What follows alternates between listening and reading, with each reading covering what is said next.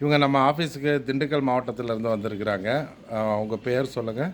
என் பேர் மனோஜ். என் பேர் தேவி பிரசாத். மனோஜ் தேவி பிரசாத். உங்களுக்கு என்ன மாதிரி வேலைகள் தெரியும்? பால் கறப்போம், பால் 20 மாடு பால் கறப்போம். ம். மாடு தீவனம், மாடு மற்ற வேலைப்படி பார்த்துக்குவோம். களை எடுக்கிறது, நாற்று நடுறது, நடவு நடுறது, எல்லாம் பூ எடுப்போம், பூ பறிப்போம், எல்லா வேலையும் எல்லாம். ஓகே.